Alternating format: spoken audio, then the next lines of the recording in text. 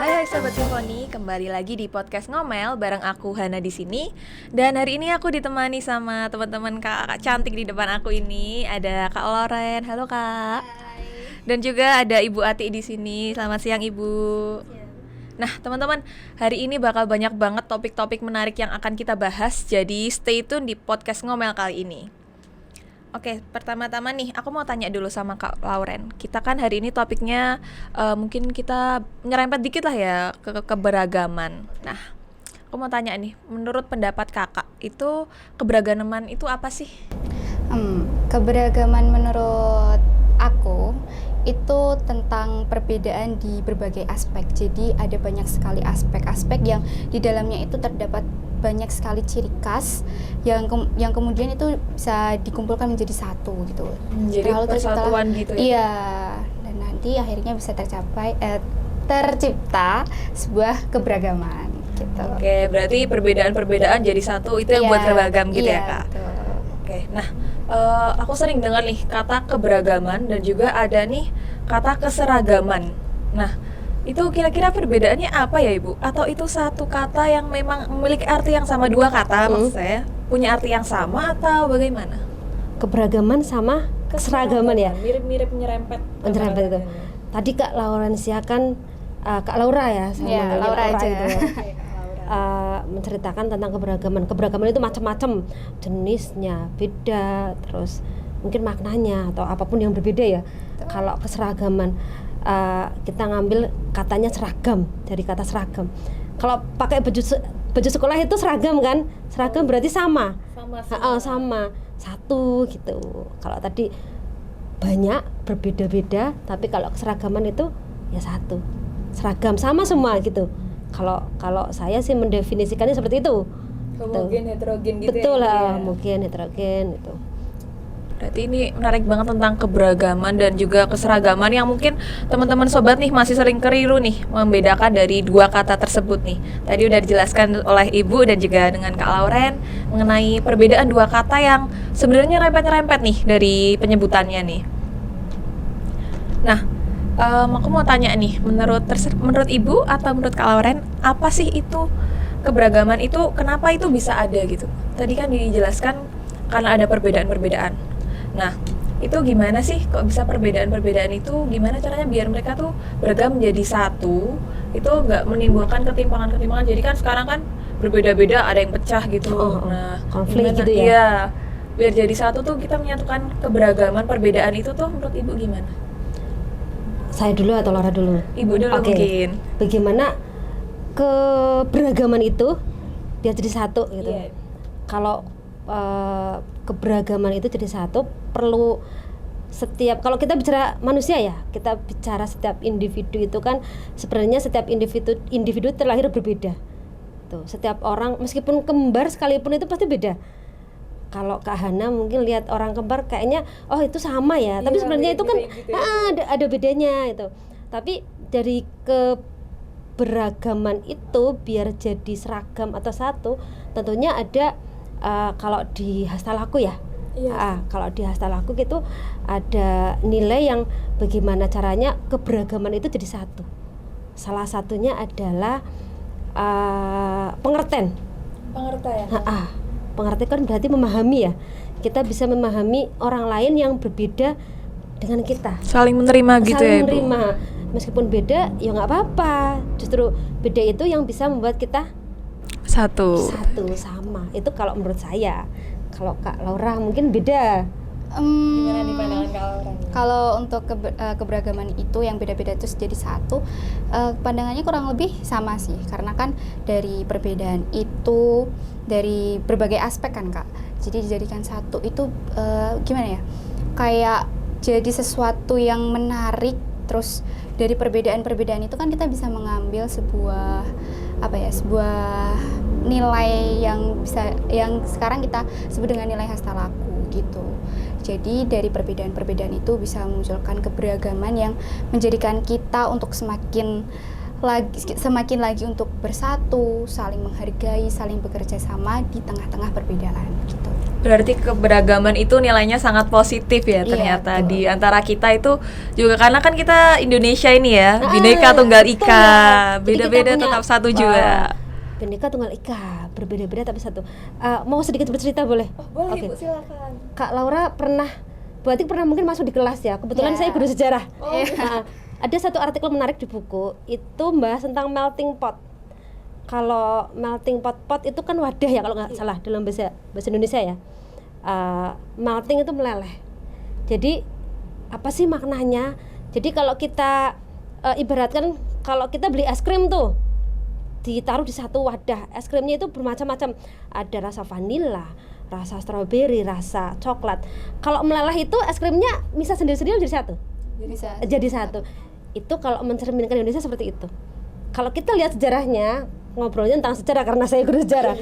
Kalau kita ngambil sejarah, dulunya atau sekarang pun kita kan udah di berbagai macam latar belakang yang berbeda-beda. Sukunya beda, bahasanya beda, agamanya beda, tapi kita bisa jadi satu. Tuh, dalam satu wadah Indonesia. Tuh. Sesuai dengan semboyan kita Bhinneka Tunggal Ika. Ya berhubungan Itu kan. sendiri ya Ibu ya dengan Betul. sejarah masa lalu juga kita. Menarik banget, ternyata saya baru tahu juga Ibu guru sejarah ya ternyata Ibu. Aduh, ini banyak kata-kata yang baru nih buat saya tentang melting pot Melting tadi. pot, Iya, baru pertama kali juga ah. saya dengar tentang kalimat melting pot ini. Oke. Nah, kita mau bahas tentang SMA Negeri 3 Ya. yang saat ini menjadi sekolah di Pangastuti ya Ibu ya. Ini tahun kedua ya, Tahun benar? kedua. Tahun kedua. Oke, bisa tolong diceritakan Ibu mengenai pelaksanaan programnya itu, apakah ada berbeda dengan tahun sebelumnya, sebelumnya? program-programnya? Oke. Jadi kita di SMA Negeri 3 Sragen itu kan ini tahun kedua ya Kak ya. Kalau dulu tahun 2020, kita tahu sendiri tahun 2020 kan zaman Covid itu ya, pelaksanaan sekolah di Pangastuti pas tahun 2020 tidak maksimal karena kita juga pembelajarannya dulu PJJ. Kak Laura Iya. dulu kelas berapa? 2020 SMP kayaknya. SMP kelas 8. SMP kelas Oh, 8. belum masuk SMA ya? Jadi belum mengenal lah setelah aku itu ya, belum Belum. mengenal. Lah, dulu memang tidak maksimal. Saya akui kalau dulu pelaksanaan sekolah di Pangastuti itu belum maksimal. Lah di tahun ini, di tahun 2023 kami di tim sekolah di Pangastuti SMA 3 Sragen berusaha bagaimana program-programnya yang di SMA Negeri 3 Sragen itu lebih maksimal lagi. Lah, salah satu caranya adalah kita menggait siswa. Beberapa program kita maksimalkan memang untuk siswa. Tujuannya apa? Siswa itu benar-benar paham tentang apa sih nilai hasta laku itu, apa hasta laku. Tidak hanya siswa tapi Bapak Ibu guru juga dilibatkan. Mungkin mereka Bapak Ibu guru itu sudah lupa. Kita membumikan lagi nilai-nilai hasta laku. Berarti semua sivitas di Betul, sekolah itu tergabung juga mempelajari lagi Iya, tentang nilai hasta laku ya Ibu. Itu mungkin apa ada salah satu programnya Ibu yang untuk siswa, gimana caranya sih memperkenalkan nilai-nilai hasta laku yang mungkin mereka kan mungkin, atau ada yang dari luar Pulau Jawa mungkin tidak tahu hasta laku. Betul. Itu gimana caranya? Oke, jadi kita dalam waktu dekat minggu depan nih sebenarnya itu sedikit bercerita ya. Minggu depan kita itu mau porseni, pekan olahraga dan seni. Jadi ceritanya minggu kemarin itu kita PTS tuh Kak, dari hari Jumat sampai hari Jumat ya. Iya. Ya hari ini terakhir. Jadi begitu Kak Laura keluar dari ruangan saya tarik tuh, ayo kita berangkat ke Solo gitu. Jadi minggu besok itu kita porseni, banyak sekali kegiatan siswa-siswi SMA 3 Sragen. Salah satunya adalah kegiatan itu kita gabungkan dengan program sekolah di Pangastuti. Beberapa perlombaan seperti cerpen. Kebetulan Kak Laura ini salah satu mau ikut ya seleksinya. Iya, Karena mau dulu ikut seleksi. sempat ikut FLSN mewakili SMA 3 Sragen. Tuh, jadi penulis ya. Iya. Nanti di sekolah di Pangastuti kita punya program, kita buat buku, isinya adalah cerpen, temanya intoleran, radikalisme, anti bullying, tapi dikaitkan dengan nilai-nilai hasta laku. Tuh. Kemudian ada desain merchandise di sekolah di Pangastuti. Iya, Kita betul. membuat kaos tuh Kak. Tuh. Tapi itu dilombakan. Jadi nanti yang 5 terbaik itu kita wujudkan desain mereka. Itu untuk semua siswa-siswa SMA Negeri 3? Betul. Jadi kalau yang minat kalau yang memang punya potensi silahkan ikut. Terus satu lagi yang menarik Kak, Kak Febe dulu pernah jadi bintang tamu di podcast ini juga. Oh iya. Tuh, dia di tahun 2023 ini membuat lagunya baru saja tadi malam itu dikirimkan ke saya. Lagu ini nanti yang menjadi, kan di Porsen itu kita ada lomba solo vokal. Iya, solo vokal. Itu lagu wajib untuk anak-anak SMA 3. Oh, keren Tuh. banget. Jadi biar mereka paham apa sih hasta laku. Iya, jadi mempelajari hasta laku juga bisa lewat seni gitu ya Ibu ya. Beragam gitu. Sekalian berarti healing ya habis Iya. mikir-mikir susah Betul healing ke sekali. perseni. Iya. Oke. Habis capek-capek mikir kan Kak, kita harus seneng-seneng butuh, gitu iya, ya. butuh refresh gitu. Kalau menurut Kak Laura gitu gimana sih? Apakah yang tadi kan lewat porseni itu tadi mempelajari nilai hasta laku, apakah itu menurut dari Kak Laura sendiri itu benar-benar bisa memahami tentang nilai-nilai hasta laku itu dari semua yang sudah upaya yang dilakukan oleh guru-guru biar semua siswanya memahami tentang nilai-nilai itu? Kalau untuk itu tergantung dari siswa-siswanya sih Kak, karena kan nggak semuanya bisa mengikuti apa yang dijalankan gitu. Tapi ya kembali lagi diharapkan untuk mereka bisa memahami nilai-nilai hasta laku itu lewat acara yang akan diadakan besok itu, perseni itu. Tapi ada banyak cara untuk siswa-siswa SMA 3 untuk memahami nilai-nilai hasta laku itu, seperti dengan adanya keberagaman itu tadi, mereka kan juga bisa belajar Pengertian itu juga tadi ya, Kak. pengertian gitu, untuk bisa saling menghargai, saling bergotong royong, guyub rukun. Nah, itu. Jadi untuk siswa-siswanya juga sudah mulai mempelajari penerapannya dalam kehidupan sekolah, teman-teman gitu ya Ibu. Oke, aku mau tanya ke Kak Laura nih. Kak Laura itu saya dengar infonya Kak Laura itu sebagai Mbak SMA Negeri 3 Sragen. Iya, betul Kak. Betul. Oke, bisa tolong jelaskan Kak. Kok bisa sih Kak Laura ini tertarik gitu mendaftar sebagai Mbak SMA Negeri 3 Sragen tuh dari awalnya tuh gimana, kepikiran apa gitu tiba-tiba mau daftar? Sebenarnya ini terpilihnya iseng-iseng berhadiah sih Kak. Iseng udah dia ikut menang gitu ya. Ini yang tak ajak mbaknya, masnya nunggu sekolah. Iya, kita bagi tugas. Waktu itu kan program Mas Mbak ini kan sebagai proker tahunannya OSIS. Nah, kebetulan waktu itu ada Hari Kartini. Nah, SMA 3 mengadakan acara untuk Hari Kartini itu. Nah, di dalamnya itu ada pemilihan Mas Mbak ini. Oh, berarti dibarengin dengan peringatan itu tadi. Iya, betul. Kalau untuk terpilihnya sih awalnya menggantikan teman sih. Iya, menggantikan teman karena Menggantikan teman. iya gitu. Awalnya sih nggak bakal berekspektasi bakal menang. Soalnya kan cuma ya ikut, Iseng-iseng aja gitu ya, Kak? iseng-iseng aja. Terus tahu-taunya terpilih gitu. Berarti itu dari setiap kelas mengajukan untuk Mas Mbak SMA Negeri 3 Sragen Iya. atau berarti Iya. Kak Lauranya perwakilan kelas Iya, ya ceritanya betul, ya. perwakilan Oke. kelas. Sebenarnya dulu kebetulan pas Kak Laura ini pemilihan Mbak SMA 3, Iya. kan walinya saya. Oh, wali kelas Ibu. Sebelum saya sekarang jadi waka itu kan dulu walinya ini. Kalau boleh cerita dulu itu dia pemain pengganti. Jadi mbaknya itu dari kelas itu bukan Kak Laura ya, Bukan saya. bukan dia. Cuman karena kebetulan yang pertama diminta diajukan itu dia mengundurkan diri karena dia anggota OSIS. Ternyata ada aturan anggota OSIS nggak boleh ikut. Akhirnya ya udah saya mikirnya kayaknya dia yang potensi juga deh, itu pinter ngomong, Public terus speaking-nya bagus. betul lah, kemudian secara akademis juga pinter. Ya udah akhirnya malah jadi pemenangnya gitu. Oh iya, emang benar-benar iseng-iseng berhadiah sih ini ya. iseng berhadiah. Jadi pengganti tiba-tiba menang nih. Untuk jadi Mas Mbak Sragen itu apa ada program-program yang dijalankan gitu? Kalau untuk sekarang sih belum, tapi kedepannya ada. Oh, bakal ada program-program Iya. nih. Ini menjabatnya udah berapa lama Kak kira? Baru berapa bulan? Mei, Juni, Juli, Iya. Agustus. Oh, berarti 4 baru bulan. aja ya, Bu ya? Baru Oh, aja. Iya. mungkin kapan-kapan bisa nih ketemu Mas SMA Negeri 3 Sragennya Oh, nih. boleh, biar boleh, bareng boleh, gitu boleh. ya. Kemarin rencananya sebenarnya mau saya ajak Mas Mbak gitu ya. Mas. Cuman karena Masnya itu kelas 12, jadi takut mengganggu juga untuk karena PTS kan.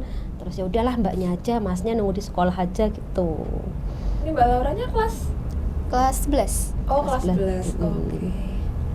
Berarti untuk saat ini masih merencanakan program-program apa yang bakal diadain gitu ya? Itu juga kerjasama sama OSIS gitu ya Kak ya? Iya, kita yang nyusun dulu. Nah, kalau udah kita konfirmasi ke OSIS gitu. Oh, ini apa programnya? Itu program turunan Ibu? Dari tahun-tahun sebelumnya memang sudah ada atau baru dimulai di tahun ini? Kalau yang pemilihan Mbak dan Mas itu sebenarnya sudah bertahun-tahun itu. Apa ya, kayak memang program kerja tahunan ada gitu. Tapi memang pas tahunnya Kak Laura itu kita pada seleksi ya. Pada saat seleksi kita sisipkan pengetahuan tentang nilai-nilai hastalaku. Meskipun di apel itu kita sebenarnya sekolah di Pangastuti sih, cuman untuk tahun 2023 yang dapat hibah dan sebagainya belum karena belum MOU itu. Cuman sebisa mungkin meskipun tidak terikat ketika pelaksanaan hibah, kita tetap secara tidak langsung nilai hastalaku anak-anak mengetahui. Tetap kasih pengetahuan tentang nilai-nilainya itu, penerapannya itu ya. Betul. Termasuk beberapa programnya kita berusaha untuk menyisipkan. Kayak tadi di Porseni kita ada desain poster kelas. Iya. Saya usulkan yang ada nilai-nilai hastalakunya deh.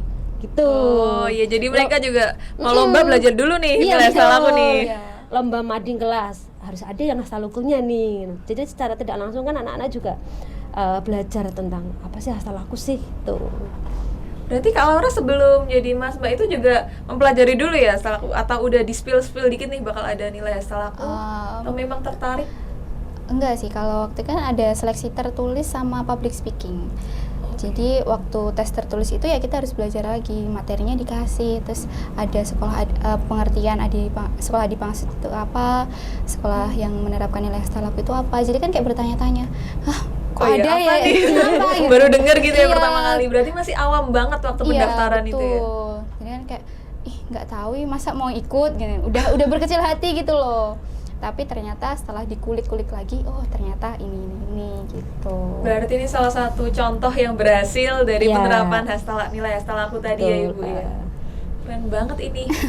Baru pertama dengar terus tiba-tiba jadi Mas Mbak Sragen, SMA Negeri 3 Sragen, terus jadi ini udah memahami juga langsung ya nilai hastalaku. Kita bisa ketemu di sini nih karena ini nih. Iya. Oke. Aku mau ke Ibu dulu, mau minta pesan dong Bu untuk anak-anak muda nih yang dengar sobat-sobat simfoni yang mungkin dengar podcast ini, ada pesan-pesan untuk mereka? Kalau pesannya saya nanti mungkin berbeda dengan Kak Laura. Pesannya saya singkat, padat, dan semoga jelas. Nggak apa-apa kita berbeda. Dengan berbeda kita jadi kuat. Gitu. Perbedaan membuat kita kuat. Betul. Gitu. Kalau pesan-pesan dari aku sendiri itu tetap semangat, terus menggapai mimpi setinggi mungkin, dan yang terpenting adalah selalu menerapkan nilai-nilai hastalaku di kehidupan sehari-hari, karena di dalam nilai hastalaku itu sangat-sangat banyak sekali pelajaran yang dapat kita ambil. Salah satunya yaitu bisa saling menghargai gitu. Oke sobat, kita sudah mendengarkan dari teman-teman yang hadir dari Ibu Ati dan juga Kak Laura dari SMA Negeri 3 Sragen. Dari kata-kata perbincangan kita tadi ya Ibu ya, itu kita juga bisa nyimpulin kalau perbedaan yang ada itu nggak selamanya buruk, malah itu bisa menjadi kekuatan kita yang menjadi nilai positif, karena ada Indonesia sendiri ya, Bhinneka Tunggal Ika itu membuat kita satu. Sampai ketemu di podcast ngomel berikutnya.